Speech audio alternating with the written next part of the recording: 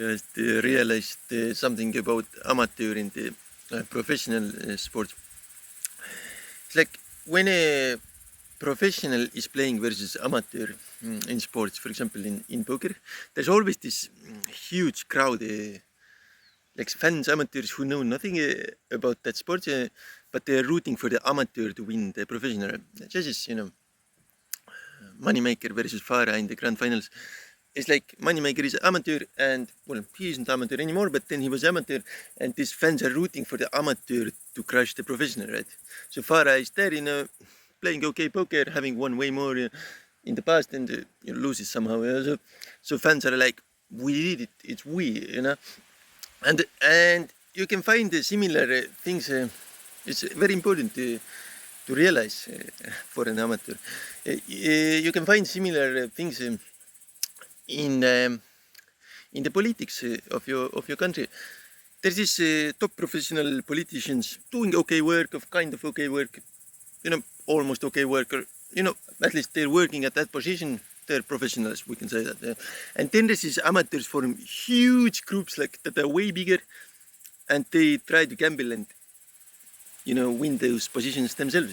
This is known by the professionals, but these amateurs never kind of win that position, right? Because they just don't know anything about the subjects, but they love the politics. They love these championships of warriors or whatever.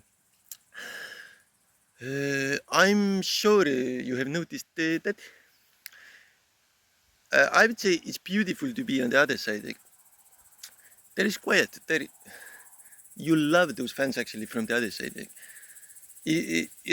try out who is Farah, who is that legendary professional player, who is that? Who is Dani Olmo, the Spanish new star? Who are they? Try to be at that side, right? And those who are forming big groups, amateur groups, to shout down the professional, right? Like, this isn't as enjoyable. Like, for example, in music, I'm a complete amateur or something, and when the Eurovision starts, I root for the worst song always. Like, something from the other areas could take the musicians down, right? Maybe somehow, but it never does. There are always these professional musicians taking down the competition, right?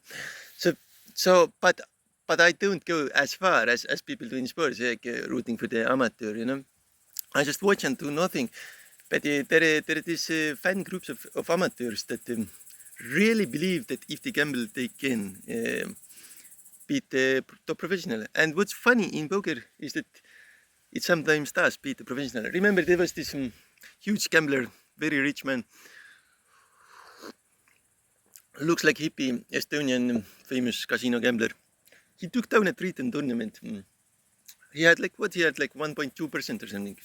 There were less than 100 players. He had like 1% chance. He just took it down. He participated. He didn't fall asleep. He just played, pushed in 9-7 suited and won the tournament, right? And people like rooting for the amateur in the finals. Who was there in the finals? Absolute world top class legend, Antonius, right? Patrick Antonius, if I remember correctly, and he was like, he has won way bigger ones, way more, and he's like, oh, okay, I lost my 30% flip, let's go on with life and let's do some push-ups tomorrow morning. And this amateur was like, if I don't dare to go home, my wife will beat me up. But he had 6 million more or something. So people want that, right? People want to be there. Yeah. So I'm not a coach, but I don't suggest that. So it isn't a good idea for the reason I mentioned. The wife will get angry.